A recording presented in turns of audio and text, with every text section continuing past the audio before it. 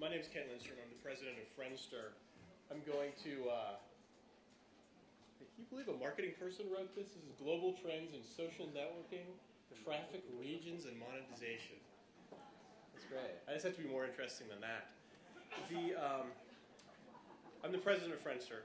I actually joined Friendster back in 2003.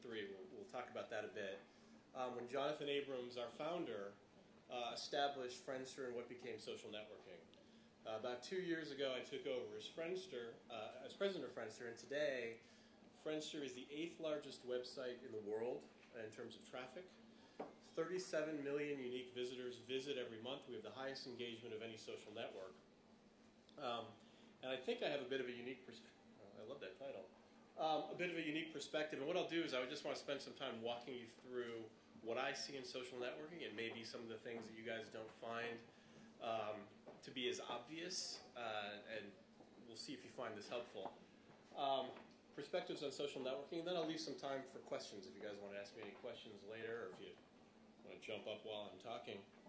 I want to start out by pointing something out to you, which is that social networks now comprise 7 of the top 20 internet sites in the world. These 7 sites, you know who they are: Facebook, Friendster, High Five, etc., did not exist 5 years ago. They didn't exist. They weren't lower down the rankings. They weren't, it wasn't that Facebook was higher than Friendster. They were companies that did not exist 5 years ago. And something happened 5 years ago, not 10. Remember, the internet started in, 1995. eBay went public in 1998, 1999, crashed 2000, 2001, 2002. Social networks come along in 2003 and capture the imagination. And boy, did they capture the imagination.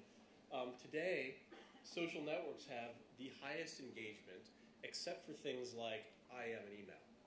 If you think of a site like YouTube, Tudo, whatever the video sites are, those kinds of sites have something like 97 minutes of engagement per month. There's Google, making all their money with 45 minutes a month. Social networks, it's within the standard deviation, but Friendster is number 1. Like Friendster, Bebo, and Facebook, deeply engage people. And so the question I put to you is, what was it that happened in 2003 that made this phenomenon take off? Why are social networks not only the top sites in the world, but the most engaged sites on the planet? What was it that happened in 2001, 2002, 2003? Does anybody know what happened on the internet in those years? Nothing. Absolutely nothing happened. Nothing happened in 2001, nothing happened in 2002, and nothing happened in 2003. There wasn't a change. It wasn't that browsers became available. It wasn't that video or broadband came along. What changed was an idea. And this is what it was. So why did it take so long? Why did it take from 1995, when you could have started a social network, until 2003? It was because people were looking at the internet, and in some sense they were thinking too hard. They were kind of blinded by what the internet could do. And so if you look at the internet connected people globally. It connected people instantaneously. Well, it turns out that the killer application for social networks was asynchronous communication. So think about this for a second. I'll give you a little bit of a thought experiment. Say that you want to keep up with 30 friends. And they've got photos and new things are happening in their life. And all you have to do is call them up every day, completely instantaneous. Call them on the telephone. Or IM them, completely instantaneous communication.